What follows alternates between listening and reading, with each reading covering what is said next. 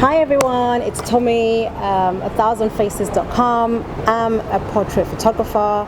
I like to take photos of people. Not only that, but also, get connected to people also, and share stories, inspiring stories. I feel like the world needs a lot more, people who are doing great stuff that nobody knows about, or people do know about. But I just love that. So tonight I'm here with the amazing Sana Bagersh. I mean, I feel like just doing this because 1,000 Faces started about 4 years ago. Yeah. And I remember coming to your office. Yes. And you gave me one of the best advice ever. You told me, go and work on it, make it a little bit more interesting, change the focus, rework, and that advice has really changed 1,000 Faces.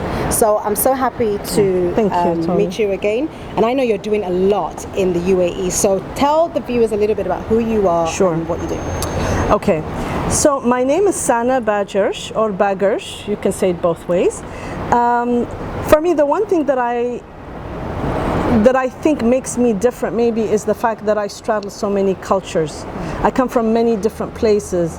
So I've reached a point in my life where I see that there's much more that makes us human and that unites us, while we can still celebrate our differences. And I just don't get this hate thing, Tommy. I just don't get it.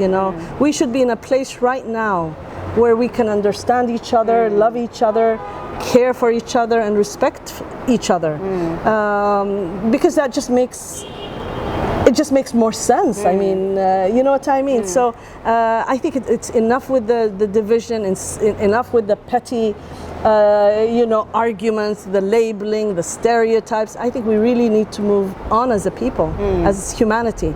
So my background is basically born in Addis Ababa, Ethiopia. From my mother's side, my great grandmother is Ethiopian. I'm from Yemen, from Hadramaut, and Yemen and Ethiopia have had very, very strong historical roots. And then I live in the UAE. My family are Emirati. They've been Emirati for a long time.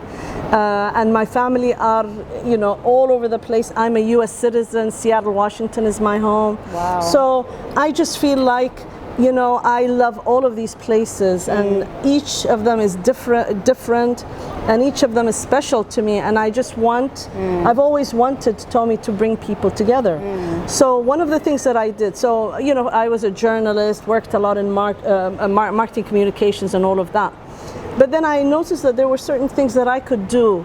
I don't have a big business, but I think like anyone, if they want to do something, they can make a difference. So in 2009, it was a crazy year for me, because I realized that because of my background, I wanted to bring people closer to each other. So I launched a magazine called Tempo. And at that time, Tempo was printed. We used to do like 30, 40,000 copies. And then I stopped printing it because of the whole environmental issue. And then later on, I became very much involved in that part of the situation, having to protect the environment. But when I launched Tempo, the reason I did that was because I wanted to focus on bridging the gap. I wanted Tempo, and this was when we reached out to each other and we did a story on Tomi, because it was such a compelling story. What she was trying to do was about celebrating people. And so with Tempo, it's about people from different countries. My writers were different, from different nationalities and backgrounds, and it was positive stories about humanity, about being a volunteer, about charity, about social entrepreneurship, about art, about music, about content, about how you can create beautiful content that can inspire and change people's lives and even change mindsets. So that was why I launched Tempo in 2009. And then in 2009, it also occurred to me that a lot of entrepreneurs were struggling. The rate of failure was quite high. And I thought we need to just bring people together to give advice. So I remember, I think it was August, I contacted one of the universities here, it was Zayed University, and I told them, give me your gym. I want to bring people together every month, open platform where we can just mentor and advise startups and entrepreneurs. So I invited teachers, my friends were teachers, consultants, my competitors as well. I told them, listen, let's put everything aside, let's just meet once a month and let's just impart knowledge. And also give an opportunity for entrepreneurs to come together and to share notes, collaborate, and feel like there are people who are there to support them. So we started in Zayed University. This was Tamakkan, by the way. Tamakkan in Arabic means empower yourself. So we started in Zayed University, and then very soon we grew. And the whole thing was I wanted to do the frequency thing, Tommy, because with entrepreneurs, they don't want to just attend a big entrepreneur show once a year. What they wanted was they wanted continuity. Right. So with Tempo, I used Tempo to write about the entrepreneurs, to promote them. I also focused on a lot of the freelancers at 2454. My office was there at one point, and we did entrepreneur or freelancer profiles. The whole thing was, it was just to promote art, promote entrepreneurs, startups, people with big ideas, people who wanted to give back to the community and all of that. So with Tamakkan it grew, and very soon, it's funny, when your intentions are about giving and helping, other people come in. Yes. I don't know if it's the art of, what's it called, the law of attraction. Right. It could be the law. I don't know what it is, but it's almost divine intervention. Once I created Tamakkan, the universities jumped in. Boston University did something. I worked with INSEAD on a couple of things, with HCT, Zayed University, Wollongong, and then I got a beautiful response from the universities as well, from the embassies as well. So the U.S. Embassy would send people who were coming through Abu Dhabi, if they were people who were experts, who could help. I brought them in. I told them, please come in and I'll organize something.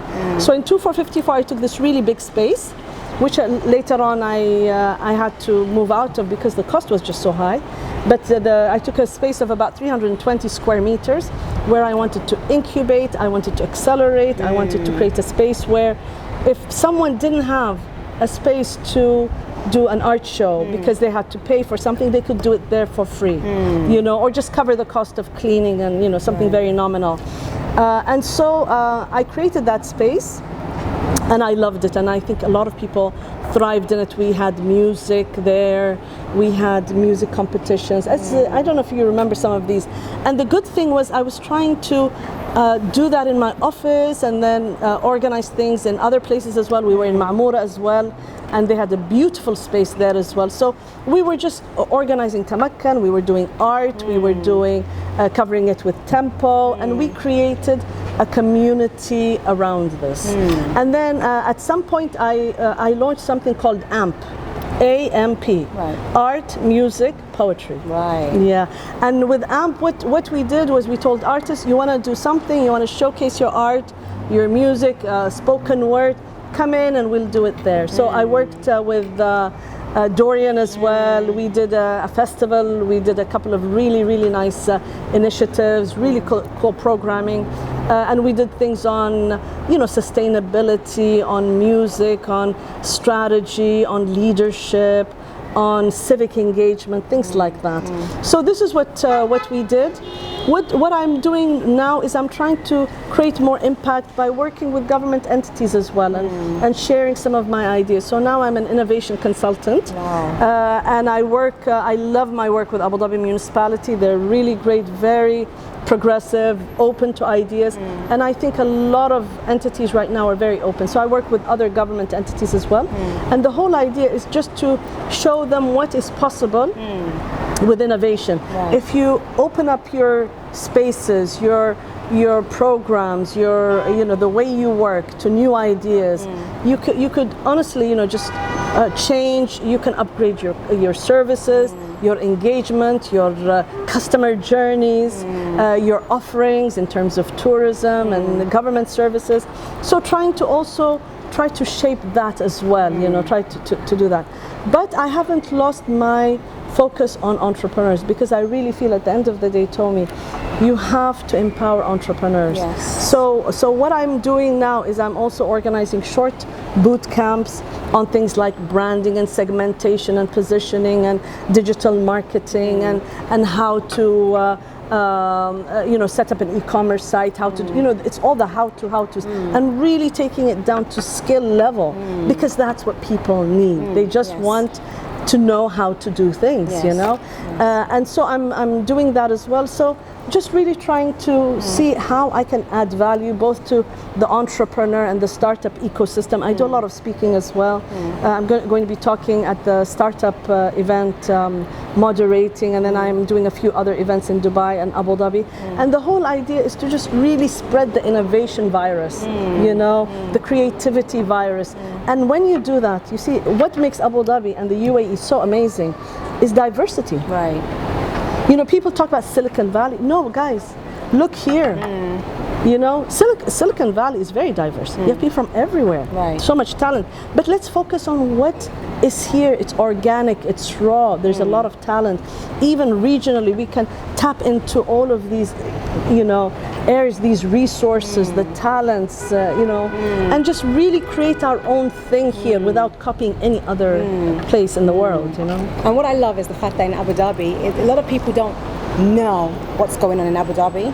Back in the UK, when I speak to my friends and I talk to people and I tell them I lived here, the one question they ask me is, yeah, but what's out there? But there is a lot happening here in terms of culture. Absolutely. Absolutely. Art, music, things are changing a lot. Absolutely. And they embrace, this differences that we bring. Right. I really love that about this place. For people who don't know, you mentioned Dorian. For people who don't know who Dorian is, he is a poet. American poet here in the UAE, and he has done amazing. And he won an award, I think, about 3 years ago. He's been winning awards. He's doing some really cool stuff with NYU. NYU is doing some really interesting stuff with him. But yeah, people like Dorian, institutions like NYU. I'll tell you something. When you look at the US, right, and for me, I lived in the States, and then you look at a place like Abu Dhabi, you have so much amazing diversity here. If you walk into, we have a mall right here next to us. If you walk into that mall, you would see people from every country in the world, speaking different languages and all of that. So with art, I mean, you get exposed, even at schools here. You have friends from different nationalities. They have festivals, international festivals, where people start learning and appreciating other people's cultures.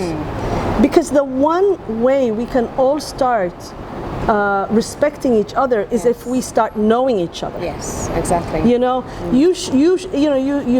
see someone, meet them, talk to them. The only way you will see that they are actually they're good people is if you open your home, your hearts to people, and just start listening to them. Get to know them. And here the good thing is there is an opportunity to get to know people. Yes, and to learn about them as well. I mean, you work in a school as well. Yes, I do. And you've worked in other schools where there was such a diverse population.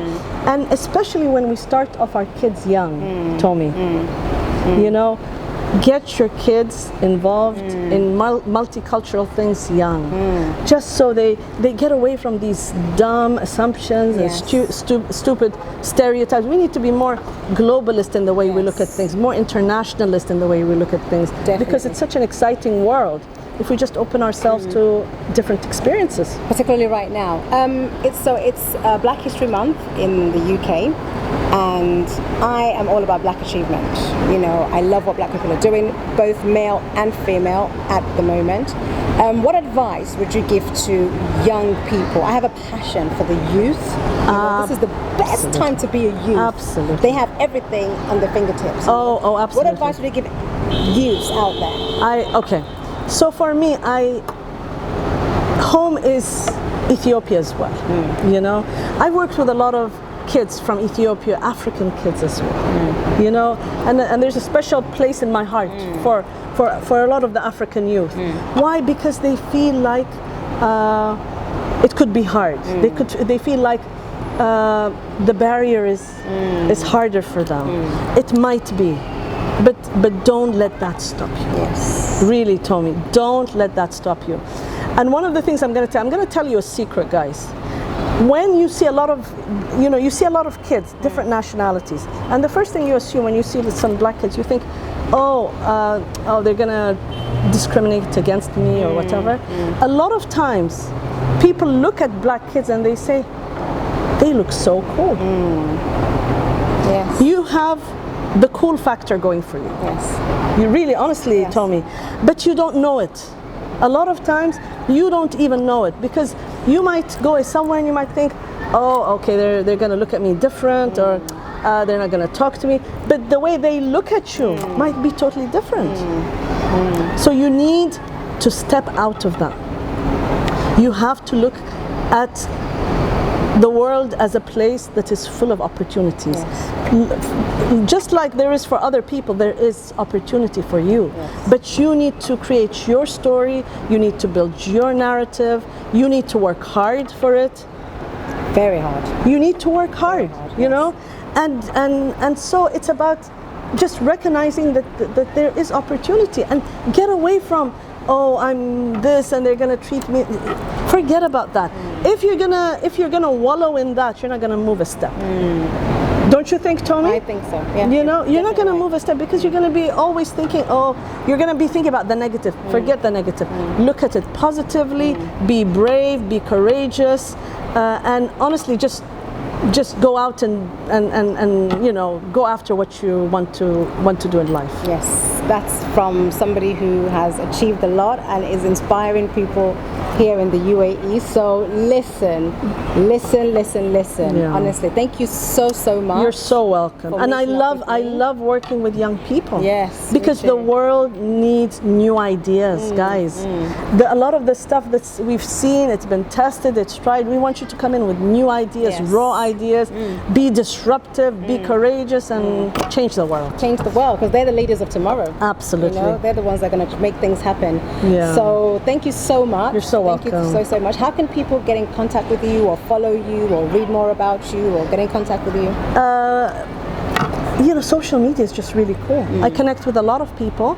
My name, Sana Bagersh, it's there. I don't use weird names, or it's just the way it is, Sana Bagersh. But make sure you spell it correctly and connect with me.